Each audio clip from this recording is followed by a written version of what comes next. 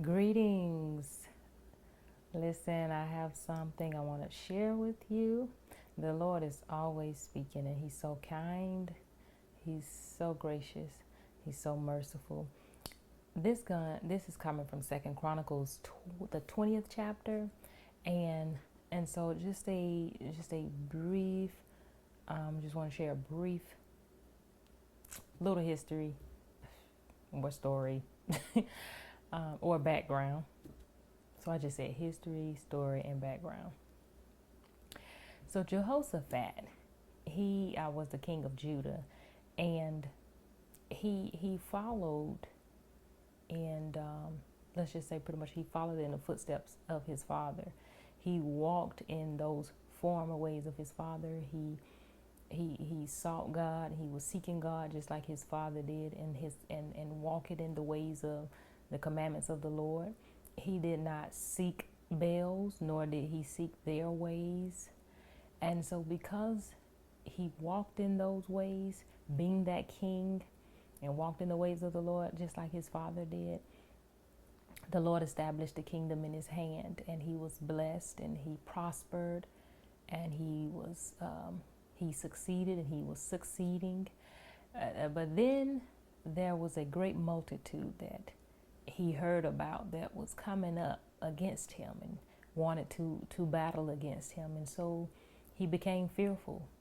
And so he called for a fast in the land, and he cried out to God. And you know, when we know who we know, the people of God know who God is, and we've watched him, handle and take care of things for us. We cry out to him, and we've seen him work and seen him answer us. And so he cried out, and in the midst of that assembly, in the midst of those people, there was this young man that the Spirit of the Lord came upon him, and his name was Jehaziel. He spoke up and he said this, and this is chapter 20, verse 15. He said, "Listen, all you of Judah, and you inhabitants of Jerusalem, and you, King Jehoshaphat.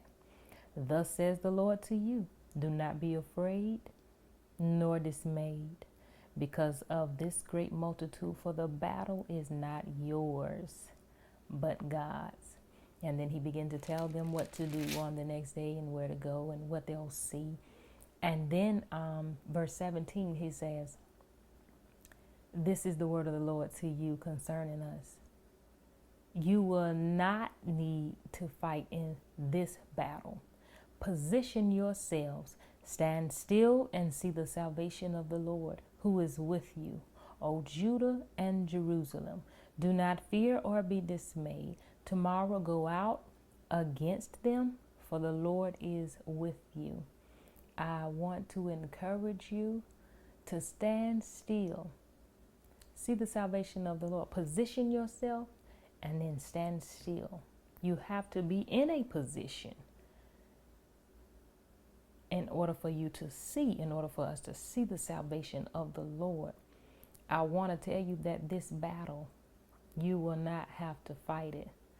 There are so many people that are having to fight battles, or you may think you have to fight it. It can be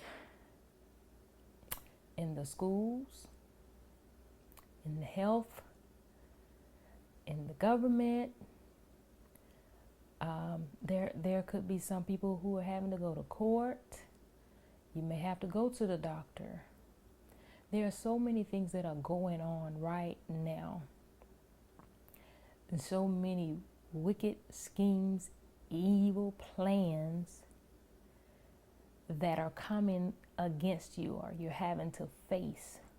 But I'm here to encourage you, to let you know that this battle, you will not need to fight it. If you cry out to God and position yourself, just know that He will fight. He will send His angels And he has already done that. But you have to get in a position so that you're able to stand and see it, because the victory has been won, already been won. I want to share this story with you, really, really brief. I'm going to make it brief and say some things without saying some things, because I am a witness of the Lord fighting battles and stepping in and taking care of things that I don't have to. All I got to do is just pray and let it and obey. Obedience is better than sacrifice. And so so this happened November of 2020. I was at this place of work, and there were some things that was taking place and some things that were happening, and the people around me and the leaders, the people in those leadership positions begin to operate in and show some devious ways, and I began to see it, and they begin to do things that I believe would have had an impact on me, that I felt like would have an impact on me and my loved ones, my family. And I believe that it would have affected me, because I'm looking at them and looking at the situation, and I'm like, okay, so you guys just don't care, because there were some people, mostly everybody. I think I was the only one. Everybody else, it's like they alerted them and talked to them and let them know, what was going on. But I was the only one that didn't know anything and didn't know what was going on. And I had to, put it together and see it be presented before me. And I'm like, oh, wow. And so when I became highly, highly disappointed and really upset, and I wanted to confront the leaders in their positions, because I'm believing like, okay, something's going on. And so we were outside, and I'm talking, and I'm just like, well, I know this, and I know this is going on something, and no one's telling me, and yada, yada, all of that. And I hear the Lord say, let it go. Just plain in my ear. And I'm like, I said something else because, when we're just, our heart is beating and it's burning, we want to get it out. And I heard the Lord say, let it go again. I said, okay, I know the Lord talking to me. So whenever he says that, whenever he say I know for a fact, and I know for sure, because he always show me. So I wanted to ease out of that conversation with a kind of somewhat with like a little smile, as if like, all right. But it wasn't because the person or the individual that I was talking to had eased me or made anything better. What they didn't know is that I had heard from my God that I serve. And so he is the one that brought peace to me. And so I wanted to just, show them that I'm like, okay. And I said, all right. And I just kind of smiled a little bit, walked off, got my stuff, and came home. So that night, went to bed, and I tossed and turned a little bit. And it was like I was turning over on this side, and I turned over on this side. And so I positioned myself, and I was on my right side. And as I was on my right side, I opened my eyes a little bit, slightly, and I began to see this being. I was facing the wall, and I began to see this being right in front of me. I wouldn't even, not standing, just right in front of me, because I can tell that this being was floating, because the robe or whatever it was like this. It wasn't even a robe, but it was just the movement. I could see it just doing like this. And so I was not fearful, and I wasn't scared, and I was just like, okay, I see you. So I closed my eyes and went back to sleep. So the next morning, I was getting ready to go in to work, and my husband said something to me, or I said something to him, and then I said to him, I said, well, you know what? I said, I saw something last night. And he said, yeah, I saw it too. That was confirmation for me, because we do not see the same thing. We don't ever see the same thing. And so I knew that, God allowed him to see it just so he can be a witness.